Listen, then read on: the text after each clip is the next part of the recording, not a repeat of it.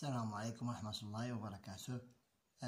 Notre séance d'aujourd'hui est consacrée à la quatrième leçon des activités scientifiques.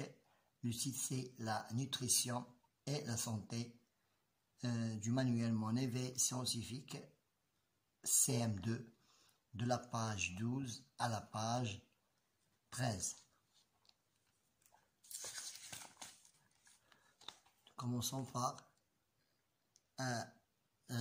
l'introduction à la leçon.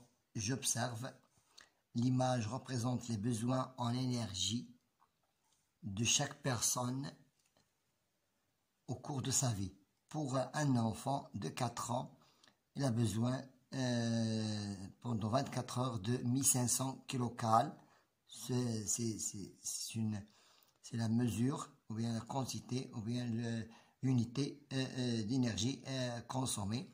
Et pour un adolescent, puisqu'il fournit beaucoup d'énergie, donc il a besoin de 2500 kcal. Je m'interroge. Quels sont les besoins nutritifs de l'organisme? Il a besoin de 3 besoins. Les besoins en matière, et les besoins énergétiques, et aussi les besoins en aliments. Je propose une ou des solutions sur mon cahier d'investigation. Nous avons besoin des nutriments pour éviter notre organisme, pour notre organisme. Ces nutriments que nous consommons apportent l'énergie nécessaire au fonctionnement des organes. Nous remarquons ici dans ce tableau les besoins journaliers de 3 femmes enceintes, femmes allaitantes et femmes normales. Pour la femme enceinte, elle a besoin d'un apport énergétique de 9500, pour l'allaitante 10 500 et pour la femme normale c'est 8400. Nous remarquons ici que la femme allaitante a besoin d'un apport énergétique plus que les 2 autres femmes. Pour les protéines, aussi la femme enceinte, la femme allaitante, elle a aussi besoin de plus de grammes que les autres. Pourquoi? Pour fabriquer du lait. Et aussi pour le calcium, aussi il a besoin de 1200 pour fabriquer aussi du lait pour la femme allaitante.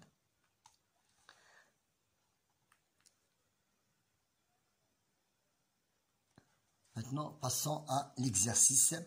Nous comparons les besoins en matière et en énergie chez la femme normale, la femme enceinte et la femme allaitante. Maintenant, passons directement à la femme allaitante qui nous intéresse parce qu'elle a plus la quantité ou bien l'apport ou bien les besoins sont plus élevés que les 2 autres femmes. Les besoins en matière et en énergie chez la femme allaitante sont plus élevés. Regardez ici, 10 500, 80 et 1200 mg sont plus élevés que les 2 autres femmes. Pourquoi? Sont plus élevés que chez la femme enceinte et la femme adulte normale. Je propose une explication. Maintenant, nous expliquons pourquoi la femme allaitante a besoin plus d'énergie que d'autres femmes. Les besoins nutritionnels de ces 3 femmes. La femme allaitante, pourquoi elle a besoin de toute cette énergie? Pourquoi? Parce qu'elle a besoin plus en matière et en énergie. Pourquoi? Pour fabriquer le lait. Pour fabriquer le lait, voilà, c'est la cause qu'il a besoin plus d'énergie en matière et en énergie. La femme enceinte vient en 2e lieu. Pourquoi? Parce qu'elle a besoin, de matière et d'énergie pour son fœtus, pour que le fœtus grandisse. Maintenant, nous comparons ces besoins énergétiques en fonction de l'âge. Je compare les besoins énergie chez l'enfant, l'adolescent, l'adulte et la personne plus âgée. En montant d'âge, pour ces pour ces deux personnes, l'adolescent a besoin plus d'énergie qu'un enfant parce qu'il fournit plus d'activités corporelles et intellectuelles. C'est pour cela qu'il a 10 000, entre 2000 et 12 000 kilojoules par jour.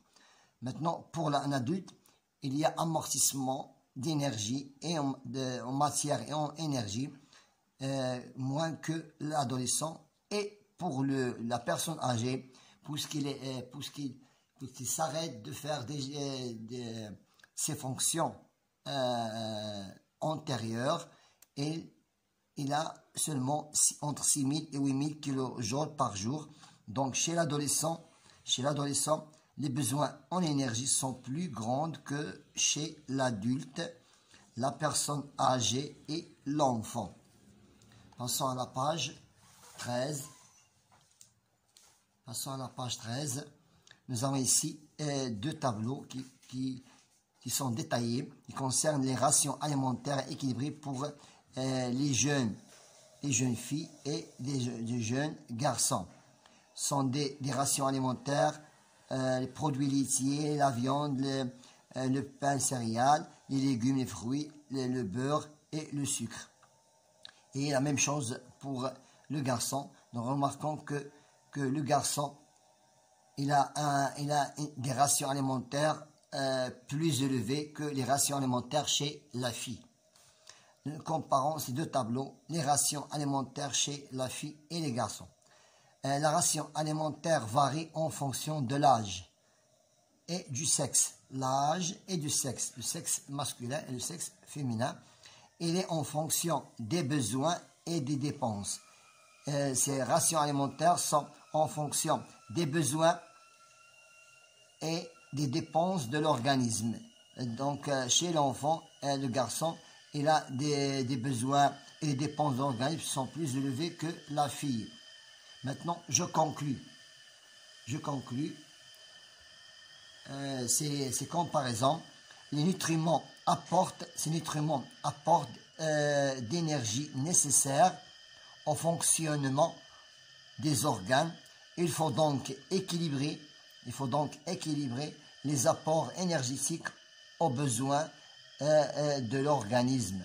Voilà, il doit y avoir un apport est égal aux besoins. Maintenant, je déduis les facteurs entraînant la variation des besoins alimentaires à partir des informations. À partir de ces informations, nous déduisons le suivant.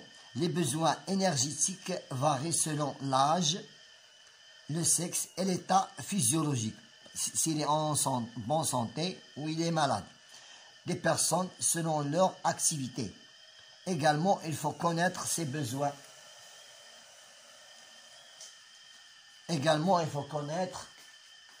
Ses besoins pour assurer l'équilibre du corps. Passons directement maintenant à j'applique mes connaissances, puisque ici nous avons ici le résumé de déjà vu. Donc vous pouvez revenir et revenir. Maintenant passons à j'applique mes connaissances. Nous avons ici 5 images. Les activités varient selon la personne. Ici, une activité de sport. Ici, c'est une activité nocive qui a un effet négatif pour la personne. Ici, c'est le maintien. Ici, la personne de maintenir sa température corporelle et pour le fonctionnement de l'organisme et le travail domestique. J'entends en bleu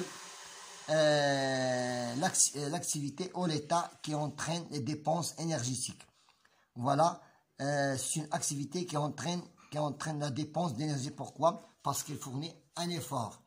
Et pour cette personne, cet état où il fait très froid, la personne a besoin d'énergie. C'est pour cela qu'il dépense plus d'énergie. Donc, ces deux images qui entraînent les dépenses d'énergie. Bon courage.